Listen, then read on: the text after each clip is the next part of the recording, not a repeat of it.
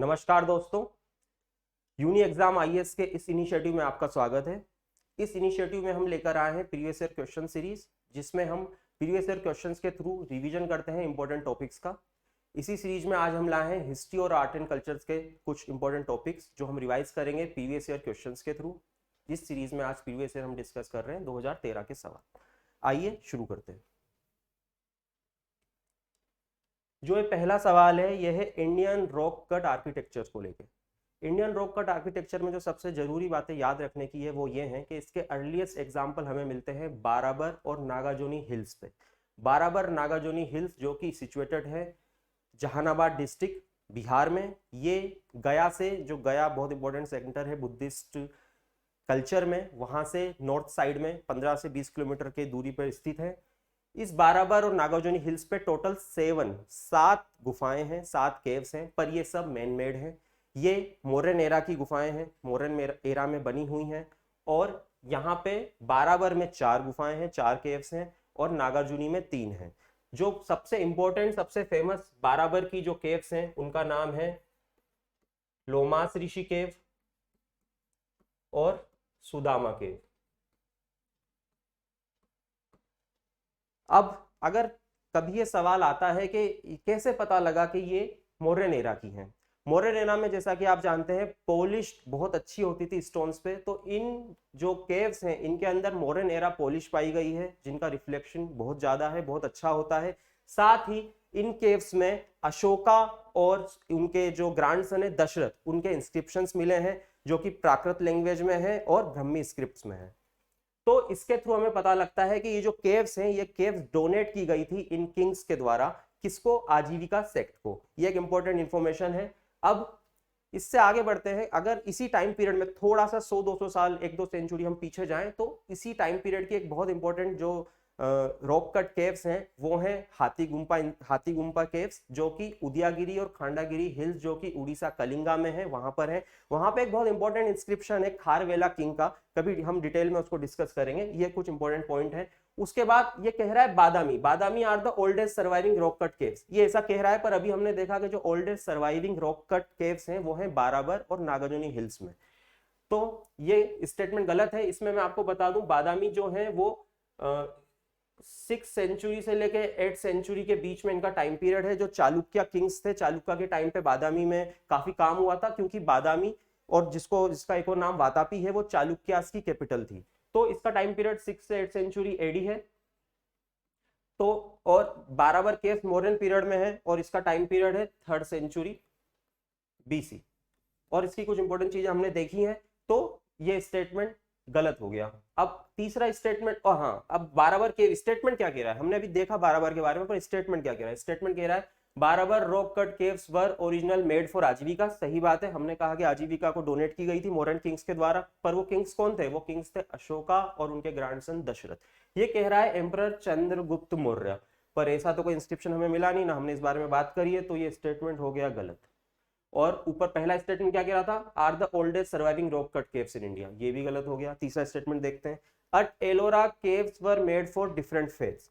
अब एलोरा हमें पता है कि औरंगाबाद में है, जो कि महाराष्ट्र में सिचुएटेड है। एलोरा बहुत इंपॉर्टेंट कल्चरल सेंटर है। यहाँ पे इसकी खास बात यह है कि जहाँ पे हर फेथ की, डिफरेंट फेथ्स की बात कर रहा है। यहाँ पे 3 फेथ की मेन मिलती हैं। 3 फेथ क्या है? हिंदू फेथ, जैना फेथ और बुद्धिस्ट फेथ। 3 फेथ की यहाँ पर जो मेन 3 फेथ थी उनकी यहाँ पर आपको केव्स मिलती हैं, उनके लिए बनी हुई। यहाँ पे जो सबसे इंपॉर्टेंट मॉन्यूमेंट है एलोरा में, जो कि वर्ल्ड फेमस भी है, यूनेस्को में भी है इसका, जिसका नाम है हेरिटेज में, वो है कैलाशनाथ टेम्पल। मैं आपको लिख देता हूँ ताकि आपको ये याद रहे। ये सबसे इंपॉर्टेंट पॉइंट है जो आपको याद रखना है। कैलाशनाथ टेम्पल है जिसको बनाया था राष्ट्रकूटा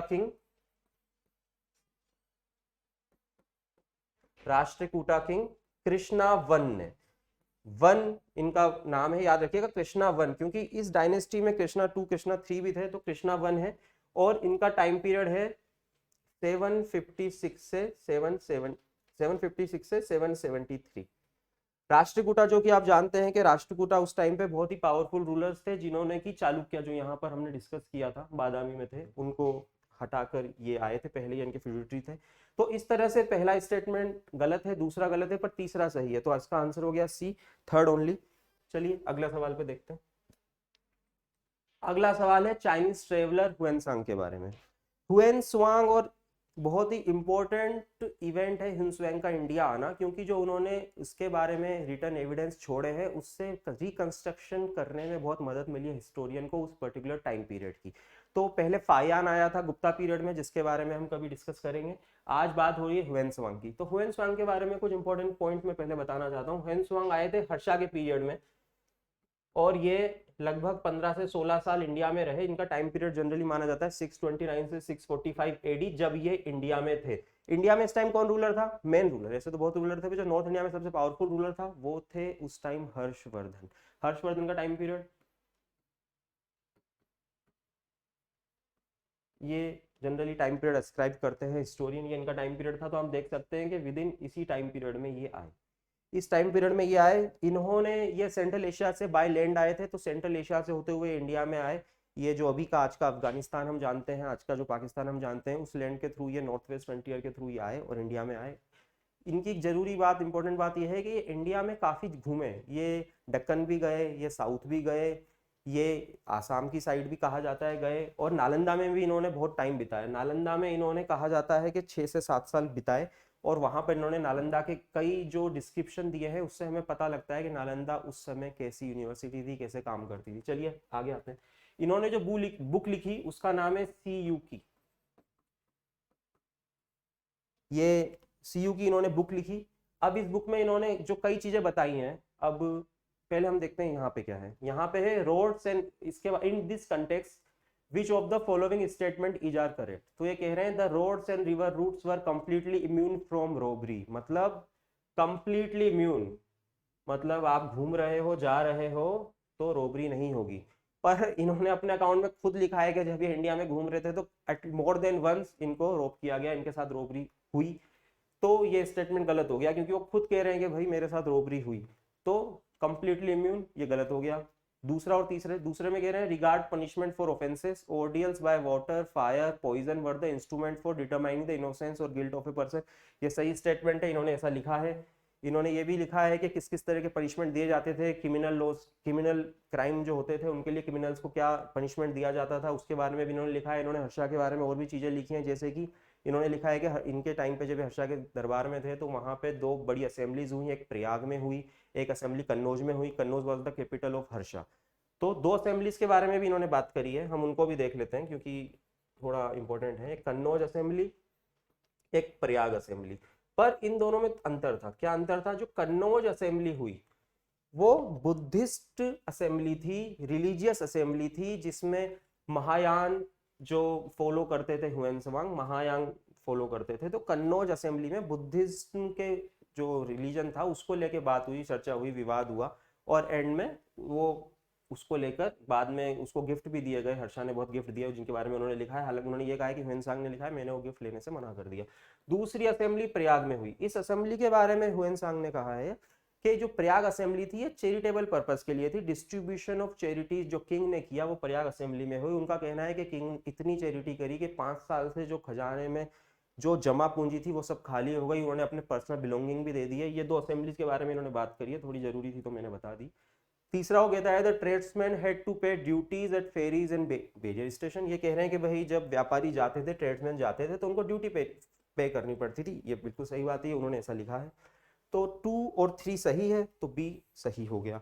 अब इसमें एक बात और है जो मैं कहना चाहूंगा कि हम कभी देखेंगे हुएनसांग ने दक्कन गया है, वहां भी लिखा है। हुएनसांग ने जनरल पब्लिक ने कैसे खाती है, कैसे कपड़े पहनती है, उसके बारे में भी लिखा है। तो इन्होंने सिर्फ हालांकि ये आए थे रिलीजियस टेक्स्ट को स्टडी करने। ये चाहते थे कि जो बुद्धिस्ट टेक्स्ट है, ओरिजिनल टेक्स्ट है, उनको मैं ओरिजिन कंट्री, ओरिजिन ऑफ जहाँ पे उनका हुआ है, बुद्धिज्म का ओरिजिन जहाँ हुआ है, जहाँ उन टेक्स्ट को बनाया गया है, लिखा गया है, मैं वहां जाके ओरिजिनल टेक्स्ट को पढूं, ताकि जो चाइना में उस समय डिफरेंट वर्जन चल रहे थे, डिफरेंट इंटरप्रिटेशन चल रहे थे, काफी विवाद था डिफरेंट बुद्धिज्म के जो सेक्ट्स थे उनमें और थॉट्स में। तो उनको लगा कि मैं अगर जाऊंगा ओरिजिनल देखूंगा तो ज्यादा फायदा होगा बुद्धिज्म के उत्थान में चाइना में। तो ये मोटा मोटा ये बात थी। आगे बढ़ते हैं। तीसरा सवाल, Some Buddhist rock cut caves are called चैत्यास while the others are called विहारास। Difference क्या है? कभी भी आप जब आर्ट एंड कल्चर को पढ़ते होंगे तो विहारा वर्ड भी कई बार यूज होता है और चैत्या भी कई बार वर्ड यूज होता है। तो ये कह रहे हैं इनमें अंतर क्या है। देखिए, विहार वो जगह है जहाँ पे बुद्धिस्ट मॉन्क्स रहते थे, वो उनके रहने की जगह है, और चैत्या उनके प्रेयर करने की जगह है। तो अगर हम इस बात को जानने के बाद इन ऑप्शंस को देखें तो ऑप्शन में हम क्या देखेंगे? ऑप्शन कहता है विहारा इज ए, पहला option vihara is a place of worship. अभी हमने देखा कि नहीं, ऐसा तो नहीं है, विहारा तो रहने की जगह है जहाँ पे मॉन्क्स रहते हैं। दूसरा है chaitya is a dwelling place of the Monks. तो इसने जो इंटरचेंज कर दिया है, तो पहला स्टेटमेंट गलत है। दूसरा स्टेटमेंट क्या कहता है? Chaitya is a place of worship, बिल्कुल ठीक बात है, while vihara is a dwelling place of the monks. यही तो हमने डिस्कस किया है, तो इसका बी सही है। सी और डी क्या बोलता है? सी बोलता है chaitya is the stupa at the far end of the cave while vihara is the hall actual. तो नहीं, ऐसी तो कोई बात नहीं है। और चौथा कह रहा है कोई डिफरेंस ही नहीं है, वो तो हमने देखा डिफरेंस है, तभी तो हम डिस्कस किया अभी हमने। चलिए आगे बढ़ते हैं। चौथा सवाल क्या कह रहा है? चौथा सवाल कह रहा है which one of the following describes best the concept of nirvana in Buddhism. देखिए, यूपीएससी जब आपके लिए आप तैयारी करेंगे तो दो टॉपिक यूपीएससी को बहुत पसंद है, वो है जैनिज्म और बुद्धिज्म। इससे लगभग हर साल सवाल आता ही आता है, एक फॉर्म नहीं तो दूसरे फॉर्म में आता है। तो हमको इस पे जब तैयारी करें तो इन दो टॉपिक्स को ड्यू रिस्पेक्ट देनी है, ड्यू टाइम देना है, इसको छोड़ना बिल्कुल नहीं है। ये वैसे बहुत ही कॉन्सेप्चुअल और सिंपल सवाल है, पर अगर आपने ढंग से बुद्धिज्म और जैनिज्म के कॉन्सेप्ट नहीं पढ़े हैं तो शायद आपको इसमें दिक्कत हो। बताऊंगा क्या दिक्कत हो सकती है। तो सबसे पहले कह रहा है best concept of nirvana Buddhism के में क्या है, जो डिस्क्राइब कर रहा है चार ऑप्शन में क्या डिस्क्राइब करता है। तो पहले हम देखेंगे बुद्धा ने कहा क्या है निर्वाणा, निर्वाणा कैसे मिलेगा, क्यों जरूरी है। तो चार नोबल ट्रूथ, फोर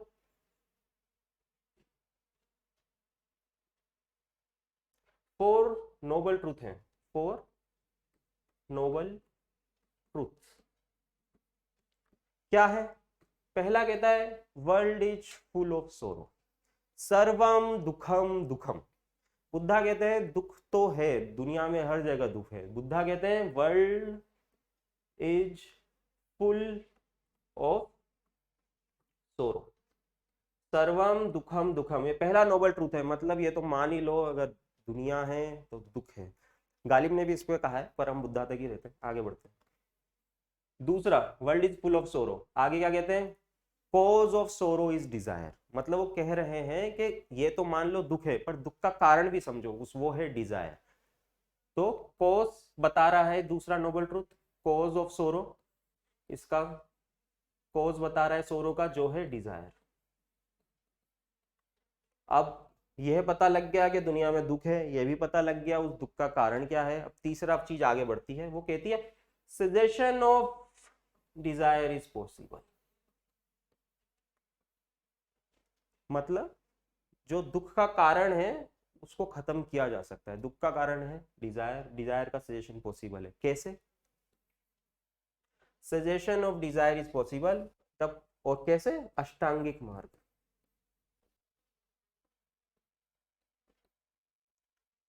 अगर आपने अष्टांगिक मार्ग फॉलो करा तो आपके डिजायर, सजेशन ऑफ डिजायर हो जाएगा। डिजायर का जैसे सजेशन होगा आपके सोरो खत्म हो जाएंगे। जब ये सब हो जाएगा तो आप निर्वाण ब्लिस की स्थिति में आ जाएंगे और जीवन मरण के इस चक्र से आप आजाद हो जाएंगे। तो मतलब निर्वाण कब मिलेगा? निर्वाण मिलेगा अष्टांगिक मार्ग को फॉलो करके, जो कि लेके जाएगा सजेशन ऑफ डिजायर। डिजायर खत्म हो गई, कुछ चाहने की इच्छा ही नहीं बची। ठीक है, तो अब क्वेश्चन देखते हैं क्या कह रहा है। Following concept describe which of the following describe best the concept of nirvana in Buddhism. क्या था भैया? ऑप्शन क्या है? Extinction of the flame of desire. दूसरा कह रहा है the complete annihilation of self. तीसरा कह रहा है state of bliss and rest. चौथा कह रहा है mental stage beyond all comprehension. क्या लग रहा है जो हमने अभी देखा? Extension of the flame of Dzire. Dzire खत्म कर रही है तो निर्वाणा मिलेगा। जब डिजायर खत्म हो गई, निर्वाणा की स्थिति हो गई, उस स्थिति है ब्लिस ऑफ रेस्ट की, उसके बाद पर निर्वाणा मिलेगा तब जब extension of flame of Dzire हो जाएगी। इसमें ये भी समझने की बात है कि यहाँ निर्वाणा मिलने का मतलब ये नहीं कि व्यक्ति मर जाएगा। बुद्धा को निर्वाणा मिला, उसके बाद बुद्धा काफी साल जिए, उसके बाद माना जाता है बुद्धा को 35 ईयर्स की एज में निर्वाण मिला। निर्वाण मतलब उनको ज्ञान की प्राप्ति हुई बोध गया के नीचे, बोध गया में बोधि वृक्ष के नीचे, और वो 80 साल की उम्र में उनकी डेथ हुई। तो निर्वाणा अलग चीज है, और जब उनकी डेथ हुई उसको कहा जाता है महापरिनिर्वाण। चलिए आगे बढ़ते हैं, इंपॉर्टेंट है तो इसको ध्यान रखिएगा। देखिए अभी मैंने कहा था जैना और बुद्धिज्म बहुत इंपॉर्टेंट है, प्यारे हैं यूपीएससी को। अगला सवाल, which of the following statement is are applicable to Jaina doctrine. अब 3 स्टेटमेंट है, इनमें से जैना डॉक्ट्रिन को क्या एप्लीकेबल है, अब देखते हैं। The surest way of annihilation karma is to practise penance. मतलब आपके जो कर्म हैं उनको एनिहिलेट करने का सबसे अच्छा तरीका है आप तपस्या करो, पेनेंस करो। दूसरा, every object even the smallest particle has a soul. आत्मा है, हर कण कण में आत्मा है, जीव हो निर्जीव हो छोटा हो बड़ा हो, हर कण में आत्मा विद्यमान है, ऐसा ये स्टेटमेंट कह रहा है। तीसरा, karma is the bane of the soul and must be ended. मतलब कर्मा जो आत्मा के ऊपर कर्म का अच्छा प्रभाव नहीं है और उसको खत्म करना है, कर्म को खत्म करना है। अब देखने में तो ऐसे कुछ समझ नहीं आ रहा है कि स्टेटमेंट क्या कहना चाह रहे हैं, तो पहले हम जैन डॉक्ट्रिन देखते हैं। जैन डॉक्ट्रिन आत्मा के बारे में क्या बात करती है। जैन डॉक्ट्रिन जो सेकंड स्टेटमेंट है बिल्कुल ठीक है। जैन डॉक्ट्रिन यही कहती है कि आत्मा सजीव निर्जीव सब चीज में है, कण कण में आत्मा विद्यमान है, यह जैना डॉक्ट्रिन कहती है।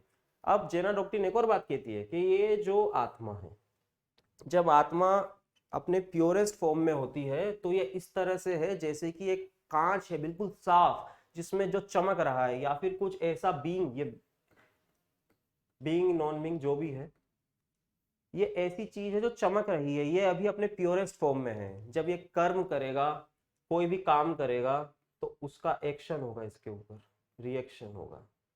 और जिस तरह से कांच के ऊपर धूल जम जाती है और वो कांच की शाइनिंग को कम कर देती है, एक कांच जिसमें धूल जमी हुई है, क्या आपको अपना उसमें रिफ्लेक्शन दिखेगा? क्या आपको लगेगा वो कांच अपने प्योरेस्ट फॉर्म में है, प्योरेस्ट स्टेट में? नहीं लगेगा।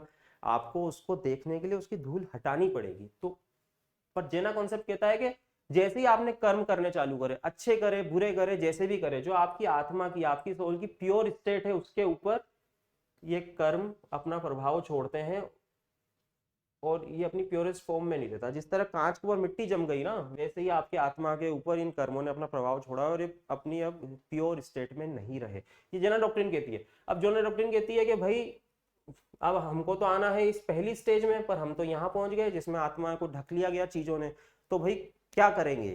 कांच को साफ करने के लिए मिट्टी हटाएंगे और आत्मा को साफ करने के लिए कर्म करना छोड़ेंगे। पर कर्म करना ऐसे नहीं छोड़ेंगे कि बैठे हुए। कर्म कैसे करना छोड़ेंगे? तपस्या करके। पिनेंस करो, पिनेंस करो। ये जो आवरण आपकी आत्मा के ऊपर चढ़ा हुआ है, जो लेयर चढ़ गई है कर्मों की, ये पिनेंस करने से हट जाएगी। जैसे ही हटेगी, इस शेकल को बाहर निकलेगी, आत्मा अपने प्योर फॉर्म में आ जाएगी, कांच अपने प्योर फॉर्म में आ जाएगा जैसे धूल हटाने से। ये कह रहे हैं। तो ये तो तीनों स्टेटमेंट यही बात तो कह रहे हैं। The surest way of annihilation karma is to practice penance. करना पड़ेगा भाई, यहाँ आना है तो। Every object smallest particle is a soul, हमने कहा, जेना कह रहे हैं। Karma is the bane of soul and must be ended, ये भी बात सही है, पर इस सेंस में, किसी और सेंस में नहीं लेना। तो भाई तीनों स्टेटमेंट सही है जेना डॉक्ट्रिन्स के द्वारा, जेना डॉक्ट्रिन्स के अकॉर्डिंग, तो तीनों सही है। तो डी। आगे बढ़ते हैं। With reference to the history of philosophical thought in India, consider the following statements about Sankhya School. जो एंशियन इंडिया के ट्रेडिशनल फिलोसफिकल स्कूल्स हैं वो कुल 6 हैं। सांख्या उसमें सबसे पुराना है, सबसे पहला है। बाकी स्कूल्स भी बहुत इंपॉर्टेंट हैं यूपीएससी के लिए, जैसे कि न्याय है, जैसे कि योगा है, जैसे कि विशेषका है, जैसे कि मीमांसा, उत्तर मीमांसा है। उत्तर मीमांसा को वेदांता स्कूल भी कहते हैं। तो ये सांख्य स्कूल के बारे में है। हम 6 स्कूल को यहाँ डिस्कस नहीं करेंगे, हम सांख्य स्कूल को देखेंगे, सांख्य स्कूल क्या कहता है। तो सबसे पहली बात भाई, ये ओल्डेस्ट है, ये हमें याद रखना है। किसने प्रोपाउंड किया? सेज कपिल, कपिल ऋषि ने प्रोपाउंड किया। क्या बात करता है इसमें? कहता है कि यूनिवर्स 2 चीजों से बनी है, पुरुष, प्रकृति। पुरुष मतलब है कॉन्शियसनेस, प्रकृति मतलब है मैटर, वर्ल्ड, मेटेलिस्टिक वर्ल्ड। इन दोनों से मिलके ये यूनिवर्स बनी है। इसको देखिए, समझिए क्या कहना चाह रहा है। अद्वैत फिलोसफी भी इससे इंस्पायर है, वो भी तो यही कहता है कि ब्रह्मा है और माया है। ये भी यही कह रहा है, पुरुष है, कॉन्शियसनेस है, और प्रकृति है, माया है। अद्वैता फिलोसफी को इस थॉट ने काफी इंस्पायर किया, बाद में हम देखेंगे अगर डिटेल में डिस्कस जब करेंगे किसी दिन छेवां स्कूल। तो सांख्य स्कूल, ये सांख्य स्कूल कह रहा है। सांख्य स्कूल आगे क्या कहता है? सांख्य स्कूल कहता है कि सिर्फ आप हो और प्रकृति है, पुरुष है और प्रकृति है। तो लिबरेशन ऑफ सोल के लिए क्या कहता है? ये कहता है liberation of soul is possible with self attainment of knowledge. एक व्यक्ति को लिबरेशन के लिए बाहरी चीजों की आवश्यकता नहीं है, सिर्फ आप नॉलेज के थ्रू सेल्फ अटेनमेंट, आप जो खुद नॉलेज लेते हैं, स्वयं नॉलेज आप लेते हैं, उसके through liberation of soul possible है। पुरुष का लिबरेशन हो जाएगा, तो आप अटेनमेंट ऑफ नॉलेज के थ्रू हो जाएगा। पर नॉलेज कैसे आएगी? नॉलेज के लिए कहता है कंसंट्रेशन और मेडिटेशन से वो नॉलेज आएगी। कहीं भी नहीं कहता कि नॉलेज के लिए आपको किसी स्क्रिप्चर को पढ़ना है, नॉलेज के लिए गुरु की जरूरत है। खुद सब हो जाएगा, नॉलेज खुद मिल जाएगी। मेडिटेशन करो, कंसंट्रेशन करो, ये मोटा मोटा सांख्य स्कूल कहता है। इसमें मैं आपको एक और बात कहना चाहूंगा कि यूनिवर्स में इसने दो एलिमेंट जरूर बताए, पर जो अर्ली स्टेज है, अर्ली स्टेज जब सांख्य स्कूल की थी, तो सांख्य स्कूल सिर्फ प्रकृति की बात करता था, सिर्फ ये मेटलिस्टिक स्कूल था, बहुत ही प्रैक्टिकल स्कूल था। बाद के टाइम पे इसमें पुरुष का कॉन्सेप्ट भी जुड़ा। तो ये दो अभी स्टेब्लिश, जब स्कूल स्टेब्लिश हो गया तो इसमें दो कॉन्सेप्ट थे, पर शुरू में प्रकृति से चालू हुआ था। ऑप्शन क्या है? ऑप्शन कहता है Sankhya does not accept the history of rebirth और ट्रांसमाइग्रेशन ऑफ सोल। देखते हैं, अभी बताऊंगा इस बारे में। सेकंड कॉन्सेप्ट, सेकंड पॉइंट कहता है Sankhya holds that it is the self knowledge that leads to liberation and does no and not any exterior influence और एजेंट। जो हमने डिस्कशन किया उस हिसाब से स्टेटमेंट सही है। अब हालांकि जो पहला स्टेटमेंट है उसको लेके हमने सीधी सीधी कोई बात नहीं कही है, पर जो हमने बात करी है उस इन्फ्रेंस से आप इसको सोल्व कर सकते हैं। कैसे? बताता हूं। लिबरेशन ऑफ सोल, जब भी कोई कॉन्सेप्ट, कोई फिलोसफी लिबरेशन ऑफ सोल की बात कर रही है, मतलब ये मान रही है कि इस दुनिया में जहां पर आप आए हैं, यहाँ पे आपकी जो आत्मा है वो तभी लिबरेट होगी जब आप कोई चीज करोगे। मतलब वो सोल के कॉन्सेप्ट को मान रही है। सोल के कॉन्सेप्ट को मान रही है तो रिबर्थ के कॉन्सेप्ट को भी मान रही है, क्योंकि जब तक रिबर्थ नहीं होगी सोल इस दुनिया में क्यों रहेगी? अगर मान लीजिए रिबर्थ नहीं हो रही है तो मरने के बाद आप वैसे इस दुनिया से चले जाओगे, तो फिर निर्वाण की स्थिति कहां से आई? फिर वहां पे लिबरेशन की स्थिति क्यों आई? फिर लिबरेशन क्यों चाहिए? आदमी मरा, व्यक्ति की डेथ हुई, लिबरेट हो गया भाई, तो लिबरेशन की बात ही क्यों हो रही है? तो लिबरेशन की बात उन्हीं फिलोसफी, उन्हीं धर्मों में होती है जहां पे रीबर्थ का कॉन्सेप्ट है। ये एक इन्फ्रेंस है जो हमको निकालना है हमारी नॉलेज से। पर ये क्या कह रहा है? पहला स्टेटमेंट कह रहा है does not accept the history of rebirth और ट्रांसमाइग्रेशन ऑफ द सोल। गलत बात है, लिबरेशन की बात करता है सांख्या, गलत हो गया।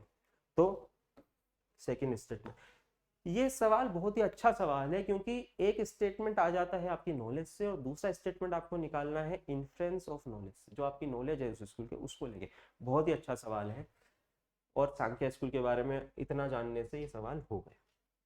आगे बढ़ते हैं। अगला है consider the following historical places. 3 historical places हैं और आगे सवाल है which of the above place is are known for mural paintings. Ancient India में बहुत ही रिच कल्चर रहा है पेंटिंग्स का।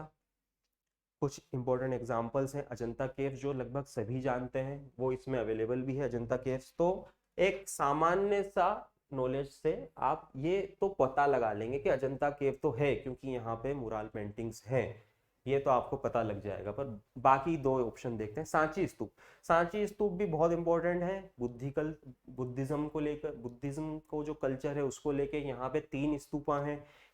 और ये बिलीव किया जाता है कि खुद अशोका के टाइम पे स्तूपा अशोका ने बनाए थे, और ये भी बिलीव किया जाता है कि जो उसमें जो मेन स्तूपा है उसमें बुद्धा के जो रिलिक्स हैं वो अशोका ने खुद रखवाए थे, जिसका बाद में काफी उसमें और लोगों ने भी, जब रूलर्स आए तो उन्होंने उन पे इम्प्रूवमेंट किया। कभी सांची स्तूपा पढ़ेंगे तो हम डिटेल में देखेंगे। पर क्या कभी आपने सुना है सांची स्तूपा में मुरल पेंटिंग है?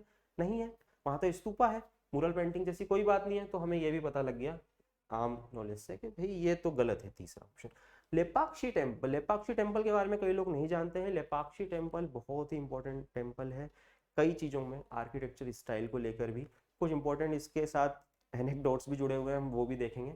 लिपाक्षी टेम्पल, अब ये 2 वर्ड से बना है, लिपाक्षी जगह पर है, लिपाक्षी, ले पाक्षी। ये है, सबसे पहले मैं बता दूं, ये आंध्र प्रदेश में है लीपाक्षी टेम्पल। ये 16th सेंचुरी का टेम्पल है, विजयनगर पीरियड में बना था। और इस टेम्पल में जो मेन डेटी है वो है वीरभद्र।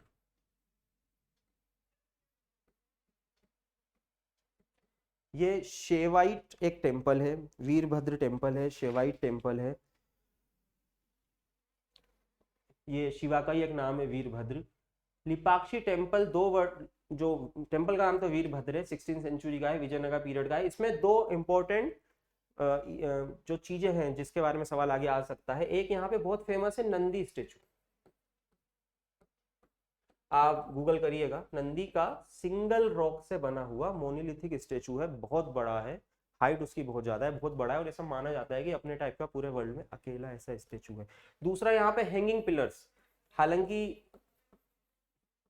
हैंगिंग पिलर्स हैं मंदिर में जो ऐसा लगता है हैंगिंग है, कहीं पे किसी सपोर्ट के बिना खड़े हुए हैं, तो लोगों में कौतूहल का विषय है, लोगों को जिज्ञासा होती है, लोग थोड़े क्यूरियस हो जाते हैं। ये दो इंपॉर्टेंट इसके हैं, और भी चीजें हैं। पर लिपाक्षी टेम्पल में पेंटिंग्स हैं, विजयनगर टाइम में पेंटिंग्स इस टेम्पल में करी गई थी, रामायण के चित्र हैं, महाभारत के चित्र हैं, और भी चीजों के चित्र हैं, और बहुत ही सुंदर चित्र हैं, और बहुत ही देखने योग्य है, कई लोग जाते भी हैं इसको देखने। लिपाक्षी टेम्पल सही जवाब है। लिपाक्षी टेम्पल, एक इंपॉर्टेंट बात बताता हूँ, दो वर्ड से मिलकर बना है, ले पाक्षी, पक्षी, पक्षी मतलब बर्ड होता है, ले मतलब राइस, ये तेलुगु भाषा का वर्ड है, ली पाक्षी, ली मतलब राइस, पक्षी मतलब बर्ड।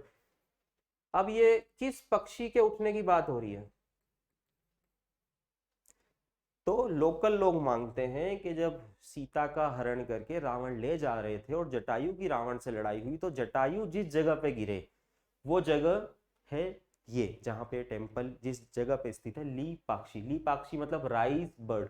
किस बर्ड को उठने को कहा जा रहा है? जटायु को उठने को कहा जा रहा है, जो कि गिर पड़े हैं। तो लीपाक्षी इंपॉर्टेंट है, मैंने सोचा कि इस तरह से याद रखने में भी इजी रहेगा। तो ये लीपाक्षी, ये राइस बर्ड को, एक बर्ड को राइस करने को कहा जा रहा है जो जटायु है। यहाँ पे विजयनगर पीरियड का टेम्पल है, वीरभद्र टेम्पल का नाम है, मेन डेटी यहाँ पे शिवा है, नंदी स्टेचू है, हैंगिंग पिलर्स हैं। तो पहला और दूसरा सही है, जहां पे मुराल पेंटिंग्स हैं, तो ऑप्शन। आठवां सवाल, consider the following pairs, which of the pairs are correctly matched. देखिए यहाँ पर चार ऑप्शन, चार यहाँ पे पेयर्स दे रखे हैं, ये जनरली बात कर रहे हैं ट्राइब्स की। लिम्बो एक ट्राइब है, कार्बी एक ट्राइब है, डोंगारिया एक ट्राइब है, बोंडा एक ट्राइब है। अब इसमें ये फैक्ट है, इसमें ज़्यादा बताने का कुछ है नहीं। बोंदा ट्राइब उड़ीसा में है, इसमें तमिलनाडु लिखा हुआ है, गलत हो गया। डोंगारिया उड़ीसा में है, बिल्कुल सही है, ये सही हो गया। कार्बी, कार्बी एंगलोंग आपने नाम सुना होगा, हिल है कार्बी एंगलोंग, कहाँ है? आसाम में है। ये कार्बी ट्राइब भी वहीं रहती है, तो ये सवाल ये गलत हो गया। लिम्बू या लिम्बो सिक्किम में है, ये सही है। तो पहला सही है, तीसरा सही है, ऑप्शन कहाँ है? ए। इसमें अब ये तो फैक्चुअल सवाल है, मैं कुछ बातें ऐड कर देता हूँ जो सवाल में नहीं है पर इंपॉर्टेंट है। एक होते हैं प्रिमिटिव वल्नरेबल ट्राइबल ग्रुप्स, पहले प्रिमिटिव था, बाद में उसका नाम प्रिमिटिव ट्राइबल ग्रुप था, बाद में नाम चेंज हुआ। तो ये वल्नरेबल ट्राइबल ग्रुप्स हैं, गवर्नमेंट ऑफ इंडिया के हिसाब से 75 हैं टोटल। 75 में से सबसे ज्यादा 13 उड़ीसा में है, और उसके बाद 12 हैं आंध्रा एंड तेलंगाना में। कुछ ये अंडमान एंड निकोबार में भी हैं, कभी कभी न्यूज़ में भी रहते हैं, किसी एक कारण और दूसरे कारण से। बीच में एक मिशनरी की जो डेथ हो गई थी, अमेरिका से आए थे, उस टाइम भी ये न्यूज़ में था। पर ये मेन है इसमें आपको, ये वल्नरेबल ट्राइबल ग्रुप्स जो है 75 नंबर में, 13 सबसे ज़्यादा उड़ीसा में, 12 आंध्र और तेलंगाना में है, जो पहले एक स्टेट थी। ये कुछ इन्फॉर्मेशन जो इससे हम ले सकते हैं, बाकी तो फैक्चुअल सवाल है। नवा, in the context of cultural history of India, a pose in dance and dramatics called Tribhanga has been a favorite of Indian artists from ancient times till today. Which of the following statement best describe this pose? तो भाई ये बात कर रहा है Indian artist का एक dance के बारे में, कल्चरल हिस्ट्री। तो इसमें देखने वाली बात यह है कि इंडिया में टोटल 8 क्लासिकल डांस फॉर्म्स हैं जो कि संगीत नाटक अकेडमी ने रिकॉग्नाइज करी हुई है। संगीत नाटक अकेडमी प्रीमियर इंस्टीट्यूट है, उन्होंने कहा है उनके हिसाब से 8 क्लासिकल डांस फॉर्म्स हैं। कौन कौन सी हैं? नॉर्थ इंडिया में कथक है, उसके बाद हम साउथ इंडिया जाते हैं तो भरतनाट्यम है, कुचिपुड़ी है, कथकली है, मोहिनी अट्टम है, उड़ीसी है उड़ीसा में, और नॉर्थ ईस्ट में है सतारिया और मणिपुरी। टोटल 8 है।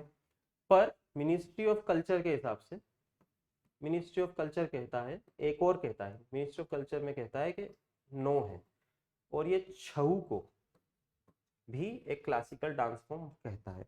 तो ये जो 9th है इसके बारे में देखते हैं। ये 8 क्लासिकल डांस फॉर्म है, संगीत नाटक अकेडमी के कहती है, और 9th form ministry of culture कहती है छऊ। छऊ डांस 3 जगह पाया जाता है, होता है, झारखंड, उड़ीसा, वेस्ट बंगाल, और इन तीनों में थोड़ा थोड़ा वेरिएशन है। इसमें जो उड़ीसा वाला है इसको मयूरभंज जो जिसको वेरिएशन कहते हैं, इसमें मास्क का प्रयोग नहीं होता है। बाकी दोनों जगह मास्क का प्रयोग होता है। ये एक बात है, मुझे लगा कहनी चाहिए, क्या पता आगे कभी पूछ ले। तो ये मेन है। अब आगे बढ़ते हैं। अब त्रिभंगा क्या है? देखिए, ये जो 8 क्लासिकल डांस फॉर्म्स हैं इसमें सबसे पुरानी मानी जाती है ओडिसी। सबसे पुरानी ओडिसी मानी जाती है। ओडिसी में अगर उस क्योंकि और ओडिसी का जो डांस फॉर्म है उसके पोजेज, आप जो पुराने टेम्पल्स हैं वो उड़ीसा के, उनके आपको दीवारों पे, वॉल्स पे, आउटर वॉल्स पे वो पोजेस मिलते हैं। इससे माना गया है सबसे पुराने हैं त्रिभंगा। अब ओडिसी डांस का ही एक फॉर्म है त्रिभंगा। त्रिभंगा 3 भंग। इसमें क्या होता है? इसमें 3 जगह से आपकी बॉडी मुड़ती है, तो 3 जगहों से बॉडी मुड़ने पे त्रिभंगा उस पोज को नाम दिया गया है। ऑप्शन देखते हैं। 1 leg is bent and the body is slightly curved at waist neck, और 1 leg is bent। दूसरा, facial expression, hand gesture and makeup are combined to symbolize certain epic or historical characters। तीसरा है, movements of body, face and hand are used to express oneself or to tell a story। चौथा कहता है, little smile, slightly curved waist and certain hand gesture are emphasized to express the feeling of love and eroticism। इसमें हमने देखा कि त्रिभंगा 3 जगह से आपकी बॉडी मुड़ेगी, उड़ीसी का पार्ट है, तो इसका आंसर है ए। देखिए, कुछ सवाल बड़े फैक्चुअल होते हैं, उसमें आपको सिर्फ याद रखना है, उसमें आप अपनी नॉलेज को, आपकी नॉलेज यहीं तक सीमित है कि आपको याद है कि नहीं है, उस तरह का सवाल है। पर इसमें जो मेन चीज है वो है 8 क्लासिकल डांस फॉर्म है। उड़ीसी एक सबसे पुरानी क्लासिकल डांस फॉर्म है, त्रिभंगा उसका एक पार्ट है। त्रिभंगा में बॉडी 3 जगह से मुड़ती है। और मिनिस्ट्री ऑफ कल्चर के हिसाब से एक और है छऊ। जो छऊ है वो 3 जगह होता है, मास्क का जनरली यूज होता है, पर जो उड़ीसा वाली वेराइटी है मयूरभंज में जो होती है उसमें मास्क का प्रयोग नहीं होता है। ये कुछ इंपॉर्टेंट पॉइंट है। आगे बढ़ते हैं। 10वां, कंसिडर द फॉलोइंग भक्ति सेंस। दादू दयाल इंपॉर्टेंट है, गुरु नानक और Tyagaraja. Who among above was were preaching when the Lodi dynasty fell and Babur took over? Lodhi dynasty कब फेल हुई? 1526। Babur, who established Mughal dynasty in India when he won the battle in 1526, the famous battle of Panipat. 1526 में बाबर जीता। इब्राहिम लोधी जो उस time पे Lodhi dynasty का ruler था, दिल्ली में रूल कर रहा था, 1526 में वो हारे, तब बाबर ने टुक ओवर किया। तो ईयर हमें यहाँ से जो देखना है वो है 1526। Tyagaraja Trinity of Karnataka music में एक थे। इनका टाइम पीरियड है मिड 18 से 19th सेंचुरी। गुरु नानक का टाइम पीरियड है लेट 15 से 16th सेंचुरी। और दादू दयाल का टाइम पीरियड है मिड 16th से अर्ली 17th सेंचुरी। इनका जन्म माना जाता है 1544 और डेथ मानी जाती है 1605। और गुरु नानक जैसा हमने देखा लेट 15 टू अर्ली 16, इनकी डेथ मानी जाती है 4th decade of 16th century. और गुरु नानक थे उस टाइम जब प्रीच कर रहे थे पंजाब के एरिया में, और इंडिया में वो और भी जगह गए पर मेनली पंजाब के एरिया में, जब लोधी डायनेस्टी का फॉल हुआ और Babur took over. Interesting point इसमें यह है कि गुरु नानक ने लिखा है बाबर की जीत के बाद, गुरु नानक ने वो एरिया देखा, क्योंकि बाबर जब आ रहे थे तो बाबर कई बार आए, 1526 में लड़ाई वो जीती, पर ऐसा नहीं हो 1526 में ही आए, उसके पहले भी कई बार वो नॉर्थ वेस्ट जो इंडिया का एरिया था, पंजाब था, उसके आसपास का एरिया था, वहां पे आते रहते थे, वहां पे लड़ाई होती रहती थी। तो जो बाबर के आने से उस एरिया में जो भी दिक्कतें आई, जो भी मारकाट हुई, लोगों की डेथ हुई, जो भी वहां पे डिस्ट्रक्शन हुआ, उसको गुरु नानक ने अपने सॉन्ग्स में उसके द्वारा उसका विवरण किया है, उसका डिस्क्रिप्शन दिया है, और उन्होंने एक रीजन भी दिया है कि ऐसा क्यों हुआ कि पाप बढ़ गए थे। तो ये गुरु नानक की प्रीचिंग हो रही थी उस समय, और गुरु नानक ने अपने सॉन्ग्स में इन सब बातों का, उस टाइम जो पॉलिटिकल एटमॉस्फेयर चल रहा था उसके बारे में भी उन्होंने कहा है। तो अगर ये भी आपको पता हो तो आपको पता लग जाएगा गुरु नानक तो थे ही। और त्यागराजा 18th सेंचुरी में, ट्रिनिटी 19th सेंचुरी में थे, ट्रिनिटी ऑफ कर्नाटक म्यूजिक थे। बाकी दो लोग कौन थे?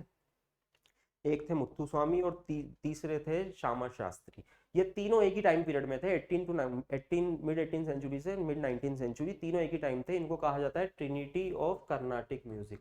ये कभी और तरीके से भी पूछा जा सकता है, तो ये एक इंपॉर्टेंट पॉइंट है। त्यागराज आए थे, हमें बाकी चीजें भी देखनी है। Trinity of Karnataka music. Who is father of Karnataka music? Purandar Das. Purandar Das is considered as father of Karnataka music, क्योंकि जिस तरीके से कर्नाटक म्यूजिक को आज जाना जाता है, समझा जाता है, उसका इन्होंने ही सिस्टमाइजेशन किया था। पुरंदर दास। पुरंदर दास का टाइम पीरियड भी देख लेते हैं हम। पुरंदर दास का टाइम पीरियड है लेट 15th सेंचुरी, अर्ली और मिडिल ऑफ 16th सेंचुरी। इनका डेथ दिया जाता है 1564, और बर्थ दिया जाता है late decade of 15th century, हाँ 1490s के आसपास दिया जाता है। अभी एग्जैक्टली मुझे याद नहीं है, आप गूगल कर सकते हैं।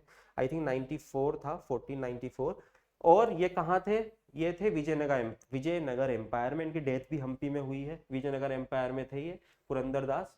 तो ये है कर्नाटक म्यूजिक वाला। और इसका तो आंसर क्या हुआ भाई? ओनली 2। आगे बढ़ते हैं।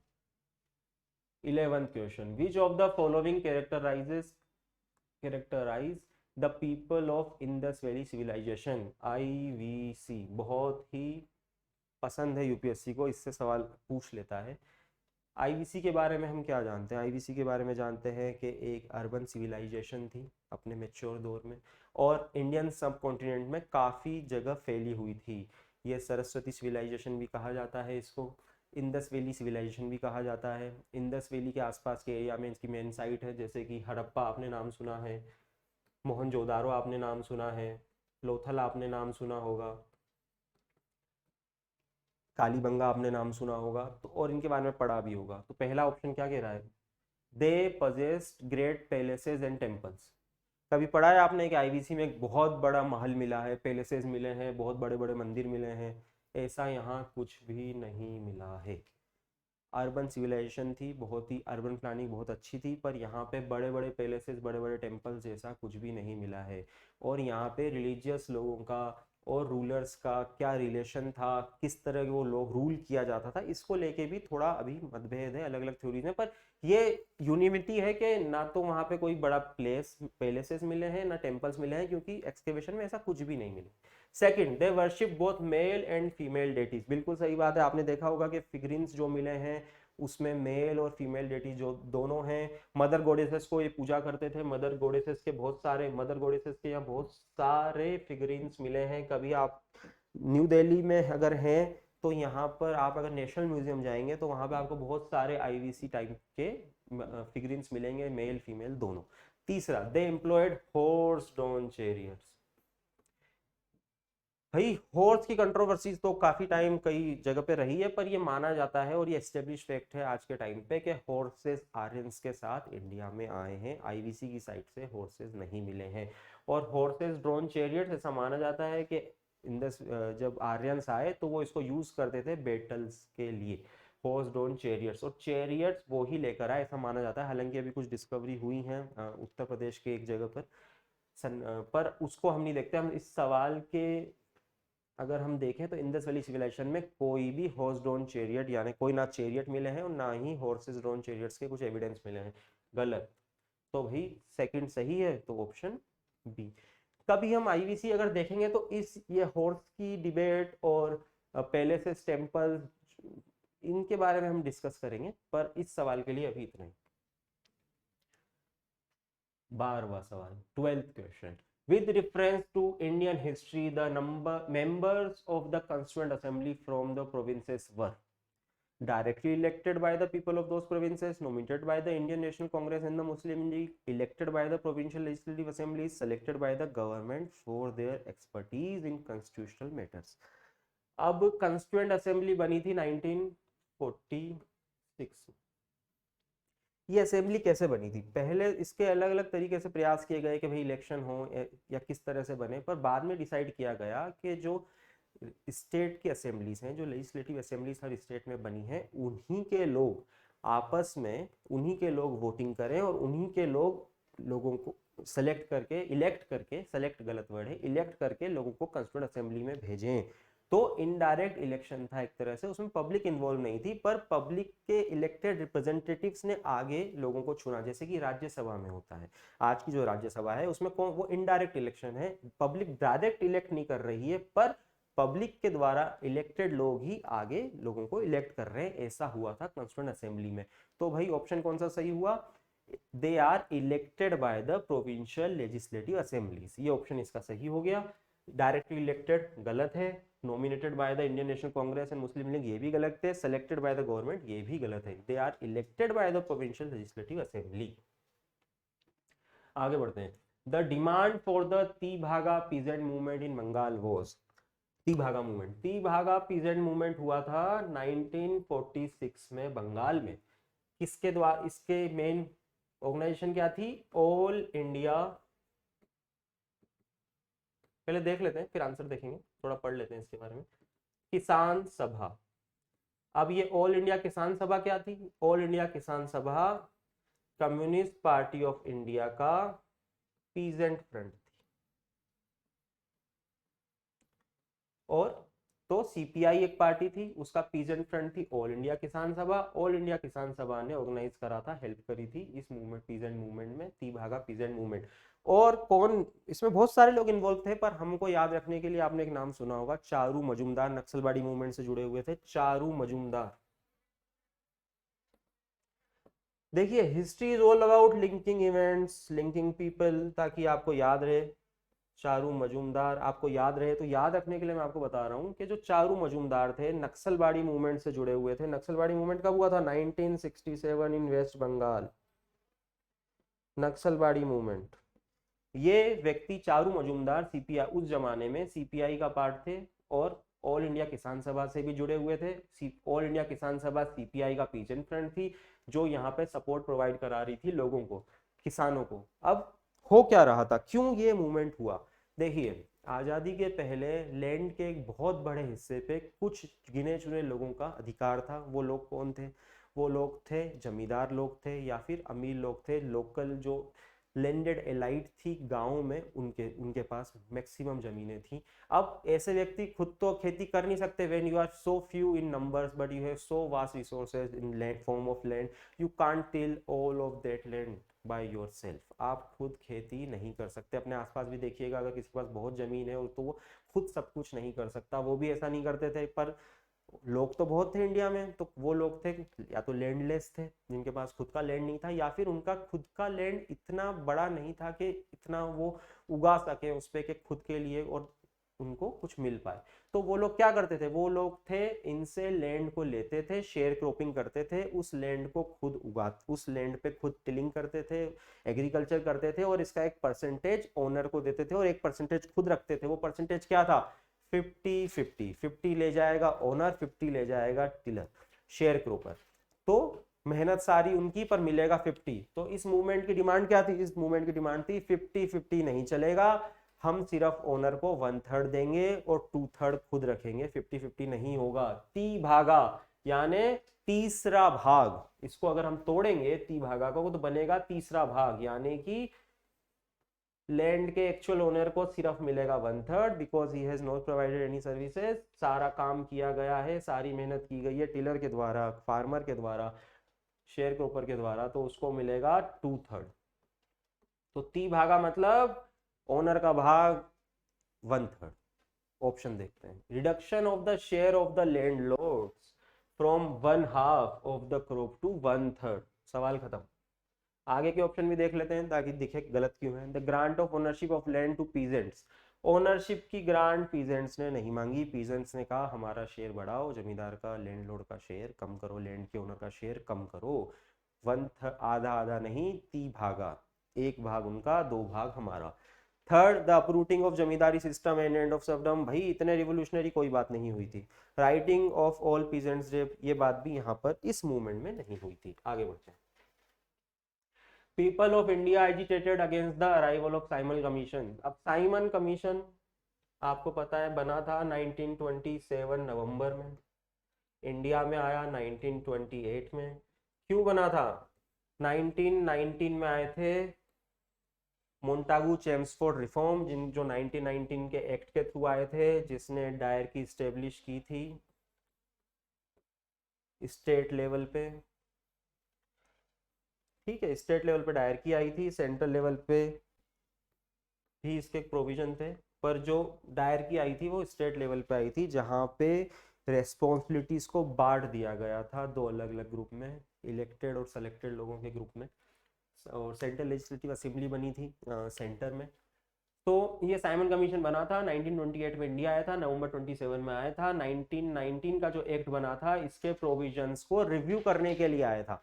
अभी जो 1919 का एक्ट था, इसके अंदर ही प्रोविजन था कि जब ये 10 साल इस एक्ट को हो जाएंगे पास हुए, तो एक कमीशन बनेगा, और वो कमीशन इस 1919 एक्ट के प्रोविजंस के तहत जो काम हुआ है उसको रिव्यू करेगा और देखेगा कि भाई काम ठीक से चल रहा है या फिर आगे कुछ और चेंज किया जाए।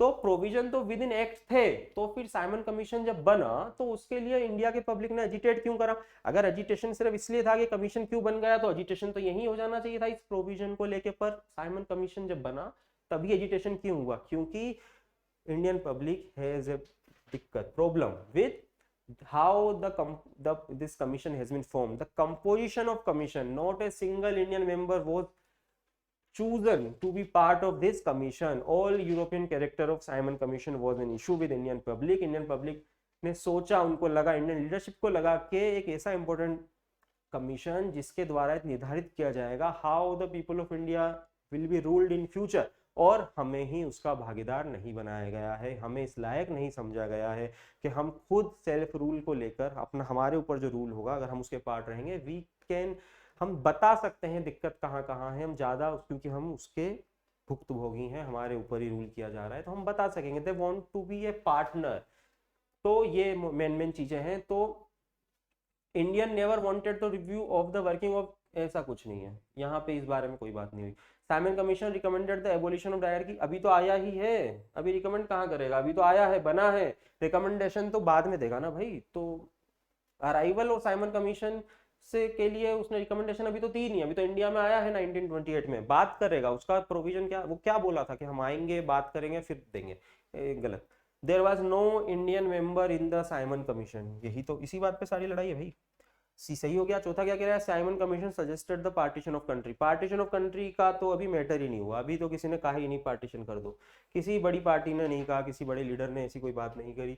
तीसरा सही है। इसमें एक इंपॉर्टेंट बात है कि जब एजिटेशन चल रहा था 1928 में, तो लाला लाजपत राय, द फेमस पंजाब केसरी जिनको टाइटल दिया गया था, उनकी डेथ हो गई थी एक एजिटेशन में, उन पर लाठीचार्ज जब हो गया था नवंबर 1928 में, तो वहां पर उनकी डेथ हो गई थी। और उसी डेथ का, उनकी लाला लाजपत राय की अनटाइमली डेथ का पुलिस ब्रूटलिटी के द्वारा जो हुई थी, उसी का बदला लेने के लिए भगत सिंह और एसोसिएट्स ने फिर जो वहाँ पे एसीपी सॉन्डर्स थे उन्होंने गोली मार के, वहाँ पे हत्या हुई थी, वहाँ उनकी डेथ हुई थी, और उसी को लेकर फिर बाद में केस भी चला था। तो इसमें तो सी है ऑप्शन। आगे बढ़ते हैं। Quit India movement was launched in response to. अब भाई क्विट इंडिया मूवमेंट कब हुआ था?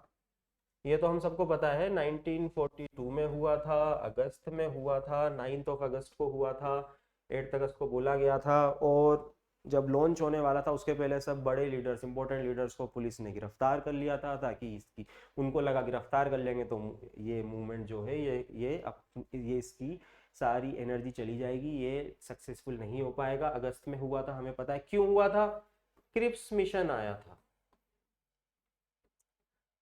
प्रपोजल दिए थे, क्रिप्स ने प्रपोजल दिए थे, अकेले व्यक्ति हैं, ये आए थे 1942 में ही आए थे ये भी। इन्होंने जो बात बोली वो कांग्रेस, जो कि एक बड़ी पार्टी थी उस समय, सबसे बड़ी पार्टी थी इंडियन नेशनलिस्ट की, ये प्रपोजल उनको पसंद नहीं आए। उन्होंने उसके रेस्पॉन्स में क्विट इंडिया मूवमेंट चालू करा। अब बाकियों को देखते हैं। कैबिनेट मिशन प्लान कब आया था भाई?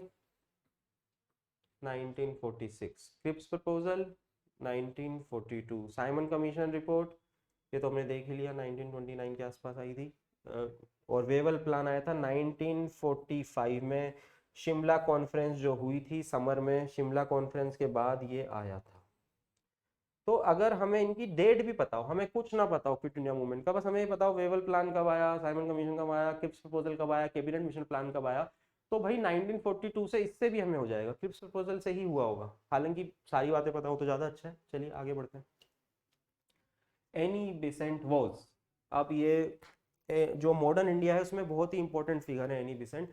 ये 2-3 कारणों से बड़ी फेमस है। सबसे पहले तो एक थियोसॉफिकल सोसाइटी हुआ करती, थियोसॉफिकल सोसाइटी उस टाइम बहुत ही फेमस थी, जड्डू कृष्णमूर्ति भी उससे जुड़े हुए थे। थियोसॉफिकल सोसाइटी ये फॉर्म हुई थी न्यूयॉर्क में 1875 में। और एनी बेसेंट जो थी ये एक ब्रिटिश नेशनल थी। तो भाई जब ये सोसाइटी फॉर्म हुई 1875 में तो उसमें इनका रोल नहीं था। बाद में ये सोसाइटी इंडिया में आई। अडियार करके एक जगह है चेन्नई के पास, अभी आप चेन्नई के लोगों को पता होगा, जो चेन्नई का उनको भी पता होगा। अडियार अब तो चेन्नई का ही आउटस्कर्ट है, अब चेन्नई का एक पार्ट है, उस टाइम थोड़ा बाहर हुआ करता था। वहां पे इन्होंने अपना इंडियन ऑफिस, इंडियन सेंटर बनाया अडियार में। बाद में एनी बेसेंट जब आई इंडिया, वो इससे जुड़ी भी सही, तो एक तो इस चीज के लिए फेमस है। बाद में उन्होंने हेड भी करा इस थियोसॉफिकल सोसाइटी को, जो एक फाउंडिंग मेंबर थी, उनकी डेथ के बाद उन्होंने इंडिया में उसको हेड किया। एनी बेसेंट इसलिए भी फेमस है क्योंकि उन्होंने होम रूल मूवमेंट जो है वो स्टार्ट किया 1916 में। होम रूल मूवमेंट की डिमांड ये थी कि Indians should be ruled by Indian themselves. Complete independence की बात नहीं थी, डोमिनियन स्टेटस की बात थी, डोमिनियन स्टेटस की बात थी। उस टाइम वर्ल्ड वॉर 1 चल रहा था। इंडियंस ने कहा कि अगर हमको डोमिनियन स्टेटस दिया जाएगा, we will be in a much better position to help colonial masters, हम ब्रिटिशर्स को ज़्यादा अच्छी से हेल्प कर पाएंगे, और it is in the better interest of Britishers themselves, ऐसा कहा गया था। इन्होंने ये चालू करा था होम रूल मूवमेंट बाल गंगाधर तिलक के साथ। तिलक ने चालू करा था, जो उनके स्ट्रॉन्ग एरिया थे वहां पे चालू करा था, और पूरे इंडिया में बाकी एनी बेसेंट ने चालू करा था। तिलक मेनली महाराष्ट्र और सराउंडिंग एरिया देख रहे थे। 1916 में चालू करा था। बाद में एनी बेसेंट को जेल भी हो गई थी इसके लिए, और जब वो जेल से बाहर आई तो बहुत बड़ी लीडर थी। उस टाइम उनको आईएनसी का प्रेसिडेंट भी बनाया गया। उस टाइम आईएनसी के एनुअल सेशन होते थे दिसंबर में, तो दिसंबर 1907 नेक्स्ट ईयर में उनको आईएनसी का प्रेसिडेंट भी बनाया गया। बहुत इम्पोर्टेंट इवेंट भी था, और बहुत इंपॉर्टेंट वुमेन भी है ये इंडियन जो मॉडर्न इंडिया है उसके कंटेक्स्ट में। अब ये कह रहा है responsible for starting the home rule movement Annie Besant, हमने देखा 1916 में। दूसरा कह रहा है founder of the theosophical society, नहीं, फाउंडर ये नहीं थी, ये बाद में जब ये अडियार में ये आ गया 1875 में, इसकी फाउंडेशन हुई थी न्यूयॉर्क में, तब ये इसका फाउंडर नहीं थी। Third, once the president of the Indian National Congress, हमने देखा 1916 का जो अधिवेशन हुआ था, जो दिसंबर में हुआ था। तो पहला सही है, तीसरा सही है, तो हमारा ऑप्शन बना सी। देखिए यहाँ पे हम ये चाह रहे हैं कि जो सवाल आया है सिर्फ उसका सॉल्यूशन ना निकालें, बल्कि उसके साथ आपको कुछ एडिशनल इन्फॉर्मेशन भी दे। एनी बेसेंट मेनली इन्हीं कामों के लिए है। एनी बेसेंट ने जड्डू कृष्णमूर्ति जो मैंने नाम लिया था उनको भी काफी प्रमोट किया था। ये भी एक इंपॉर्टेंट फिलोसोफर माने जाते हैं एक सेक्शन के द्वारा। आगे बढ़ते हैं। The Ilbert bill controversy was related to, देखिए जब रिपन वाइसराय बनकर इंडिया में आए, रिपन का time period if I am remember correctly 1880 से 1884 थे।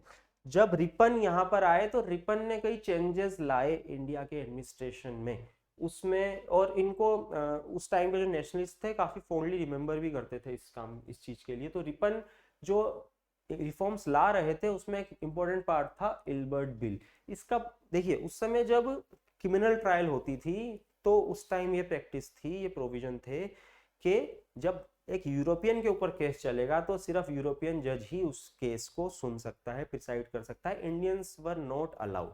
तो ये रेशियल सुप्रीमेसी, जो रेशियल सुप्रीमेसी की बात ब्रिटिशर्स करते थे, जो यूरोपियंस करते थे, उसका एक एग्जाम्पल है जो वो प्रैक्टिस करते थे।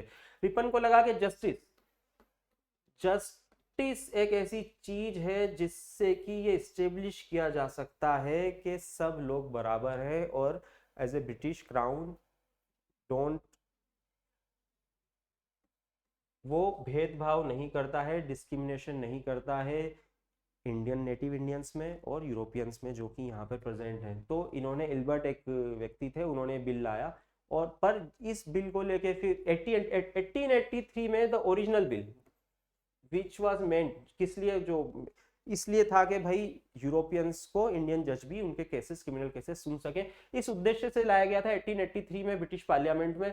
तो यहाँ पर बहुत ही ज्यादा इसका विरोध हुआ, इंडिया में भी हुआ और ब्रिटेन में भी हुआ इस कंट्रोवर्सी के द्वारा। पर रिपन थे, रिपन इस बिल को सपोर्ट कर रहे थे, पर कंट्रोवर्सी इतनी ज्यादा हो गई कि एंड में बहुत ही चेंज करके ये बिल फाइनली 1884 में पास हुआ और ये कहा गया कि ठीक है, यूरोपियंस को जो इन्वॉल्व है क्रिमिनल केसेस में, इंडियन जजेस भी प्रिसाइड कर सकते हैं। बट उसमें केवियट था, क्या था, जो यूरोपियन है वो ये डिमांड कर सकते हैं कि ट्रायल बाय जूरी हो और जूरी में मिनिमम 50% मेंबर्स यूरोपियन हो।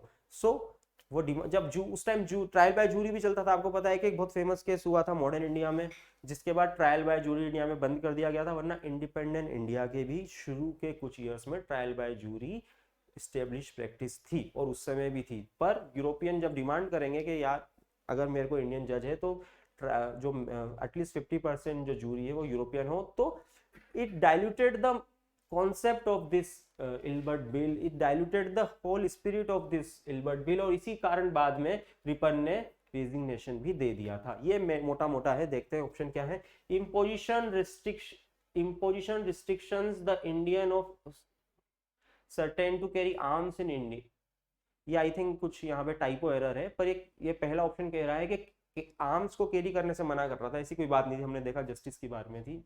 Imposition of restrictions on newspapers and, ये भी ऐसी कोई बात नहीं हुई। Removal of disqualification imposed on Indian magistrate, देखिए removal of disqualification imposed on Indian magistrate with regard to trial of Europeans, ऐसी ही कुछ बात हमने अभी करी। चौथा है removal of duty on imported code, ऐसी कोई बात ही नहीं थी, तो ये सी है। इल्बर्ट बिल कंट्रोवर्सी और रिपन का रोल ये बहुत ही इंपॉर्टेंट है, और ये जो दिक्कत हुई इस टाइम जितना पोजीशन हुआ, तो जो कॉन्सेप्ट ऑफ जस्टिस है या फिर जो फेयरनेस है, जो ब्रिटिश रूल प्रोपाउंड करता था, बोस्ट करता था, बोलता था, बताता था, उसको लेके मोहभंग हुआ, उसको लेके इंडियन नेशनलिस्ट को लगा कि जो कहा जा रहा है वो किया नहीं जा रहा, there is a difference between what is being preached and what is being followed, और इसीलिए this is also one of the reason जब 1885 में इंडियन नेशनलिस्ट ने आईएनसी को फॉर्म किया।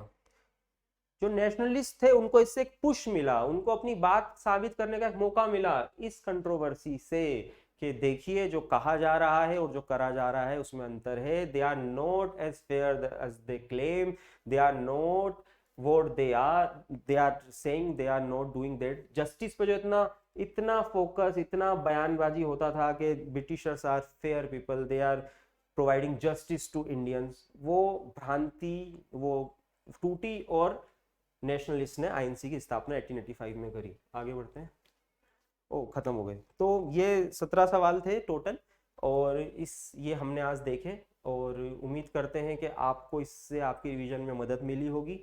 हम जल्दी ही और भी रिवीजन सीरीज में और भी ईयर के सवाल डिस्कस करेंगे। अगर आपको कोई भी इसमें दिक्कत है किसी भी एक्सप्लेनेशन में, तो आप कमेंट कर सकते हैं, we will respond to that. और अगर आपको ये वीडियो पसंद आए तो प्लीज़ लाइक कमेंट करिए, इसको शेयर करिए अपने फ्रेंड्स में, एंड सब्सक्राइब करना इस चैनल को ना भूलें। बेल आइकन जो है उसको भी आप दबाएं, ताकि जो भी नया वीडियो आएगा आपको पता लग जाएगा। Thank you.